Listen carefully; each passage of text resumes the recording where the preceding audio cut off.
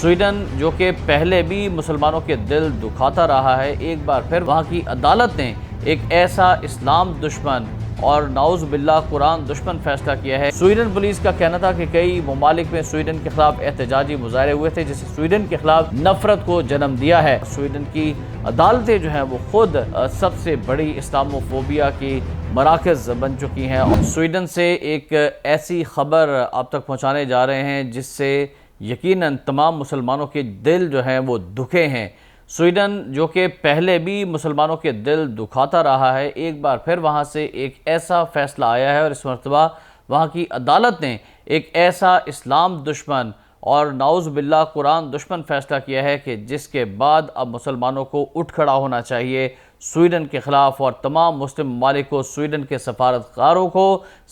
خانوں کو نہ صرف بند کر دینا چاہیے بلکہ سفارتکاروں کو اپنے ملک سے نکال دینا چاہیے۔ ناظرین، سویڈن کی عدالت نے نعوذ باللہ ثم نعوذ باللہ قرآن پاک کو نذر آتش کرنے کی ناپاک جسارت کرنے والوں کو کھلی چھوٹ دے دی ہے۔ اور اسٹاک ہوم سے آپ کو آگاہ کریں کہ سویڈن کی عدالت ہے، اس نے قرآن پاک کو نعوذ باللہ ثم نعوذ باللہ جلانے کی جو ناپاک جسارت کرنے کے لیے منعقد کردہ اجتماع پر جو پولیس نے پابندی لگا رکھی تھی، اس پابندی کو مسترد کرتے ہوئے نہ صرف ختم کر دیا ہے بلکہ کہا ہے کہ پولیس کے پاس اس اجتماع کو روکنے کا کوئی قانونی جواز نہیں ہے۔ اور یہاں آپ کو بتانا یہ بھی مقصود ہے کہ فیصلہ انتظامی عدالت نے بھی دیا تھا اور منتظمین کو اجتماع کی اجازت دے دی تھی، جس کے خلاف پولیس اپیل کورٹ میں گئی تھی اور استدعا کی تھی کہ ایسے اجتماعات نقص امن کا باعث بن سکتے ہیں، مسلمانوں کی دل آزاری کا باعث بن سکتے ہیں، جس کے بعد سویڈن کے اندر ہنگامے کھڑے ہو سکتے ہیں۔ لیکن اس کے باوجود بھی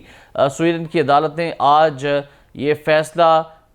دیا ہے کہ ایسے اجتماعات جہاں پر نعوذ باللہ ثم نعوذ باللہ اس طرح کی مسلمان دشمن اور نعوذ باللہ قرآن دشمن اقدامات کیے جائیں، اس کی اجازت ہوگی۔ آپ کو یاد ہوگا کہ گزشتہ سال بھی سویڈن میں نعوذ باللہ قرآن مجید کو نذر آتش کیا گیا تھا اور اس ناپاک حرکت کے خلاف شدید احتجاج کیا گیا تھا مسلمان ممالک میں۔ اور آپ کو یاد ہوگا کہ جنوری میں سویڈن کے دارالحکومت اسٹاک ہوم میں ترکی کے سفارتخانے کے باہر متعصب اور انتہا پسند دائیں بازو کے جو رہنما ہے ملعون پادری راسموس پلوڈن نے قرآن پاک کو نعوذ باللہ نذر آتش کرنے کی ناپاک جسارت کی تھی، جس سے مسلم دنیا میں غم و غصے کی لہر دوڑ گئی تھی۔ سویڈن پولیس کا کہنا تھا کہ کئی ممالک میں سویڈن کے خلاف احتجاجی مظاہرے ہوئے تھے، جس سے سویڈن کے خلاف نفرت کو جنم دیا ہے، اور اگر ایسے اجتماعات سویڈن میں ہوئے تو سویڈن کے شہریوں پر حملے بھی ہو سکتے ہیں۔ سویڈن پولیس نے اسی وجہ سے 2 اور ایسے نعوذ باللہ قرآن اور اسلام مخالف اجتماعات کی اجازت دینے سے انکار کر دیا تھا، جس میں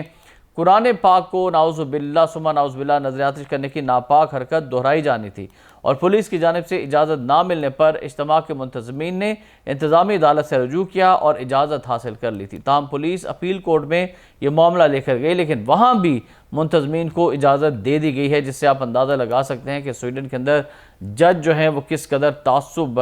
پسند ہیں اور کس قدر وہ اسلام اور مسلمان دشمن ہیں۔ اب وقت آ گیا ہے کہ مسلمان اٹھ کھڑے ہوں اور سویڈن کے اندر جو اس طرح کے اجتماعات کی جس پہ نہ صرف مسلمانوں کی دل آزاری کی جائے بلکہ اسلام کی توہین اور بے حرمتی کی جائے، ایسے واقعات کو روکنے کے لیے عملی جد و جہد اور عملی اقدامات کرنے کا وقت ہے۔ اسلاموفوبیا کے حوالے سے اقوام متحدہ ایک دن بھی مقرر کر چکی ہے، لیکن سویڈن کے اندر اس کے باوجود بھی اسلاموفوبیا بڑھتا ہی جا رہا ہے، اور سویڈن کی عدالتیں جو ہیں وہ خود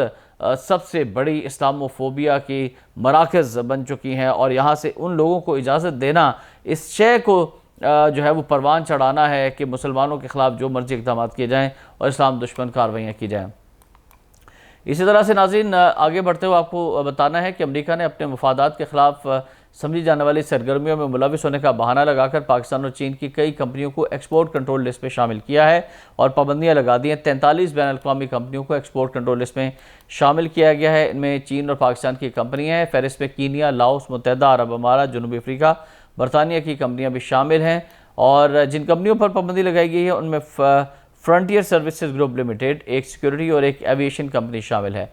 اس کے علاوہ test flying academy of South Africa, Shanghai super computing technology اور فائبر آپٹک سولوشنز کو فہرست میں شامل کیا گیا ہے۔ کمپنیاں امریکی برآمدات سے متعلق فوائد حاصل نہیں کر سکیں گی۔ امریکی کامرس ڈپارٹمنٹ نے یہ موقف اختیار کیا ہے کہ یہ کمپنیاں امریکی مفادات اور خارجہ پالیسیوں کے برخلاف کام کر رہی تھیں، اور چین کی کمپنیوں پر جو پابندیاں لگائی گئی ہیں، امریکہ کا موقف ہے کہ یغور جو کہ ایک ایسا علاقہ ہے، مسلمانوں کا علاقہ ہے، وہاں پر چینی حکام کی جانب سے مسلمانوں کی نسل کشی کی جا رہی ہے، اور یغور میں مسلم نسل کشی کا حصہ بننے پر یہ پابندی چینی کمپنیوں پر لگائی گئی ہے۔ پھر شمالی کوریا کے رہنما کنگ جونگ انگ، انہوں نے خودکشی کرنے پر پابندی لگا دی ہے۔ بہت زیادہ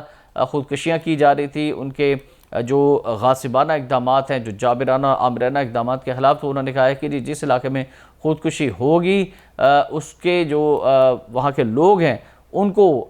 قرار واقعی سزا دی جائے گی، جو ذمہ داران ہیں ان کو قرار واقعی سزا دی جائے گی۔ اور ناظرین، آخر میں آپ کو بتائیں کہ عرب میڈیا کے مطابق متحدہ عرب امارات میں 9 ذی الحج سے 12 ذی الحج تک، یعنی ممکنہ طور پر 27 جون بروز منگل سے 30 جون بروز جمعہ تک عید الاضحیٰ کی تعطیلات ہوں گی، جبکہ ہفتہ اور اتوار ویکینڈز ہیں۔ اس طرح رواں برس بقرعید پر 6 چھٹیاں ایک ساتھ جو ہیں وہ عرب امارات میں ملازمین کو ملنے جا رہی ہیں، تو ان کی خوشیاں جو ہیں وہ دیدنی ہیں۔ شاہ الرحمان کی اس دعا کے ساتھ کہ اللہ تعالیٰ مسلمان ممالک کو یہ توفیق عطا فرمائے کہ وہ سویڈن کے خلاف اب ٹھوس اقدامات کریں، اور جو گستاخی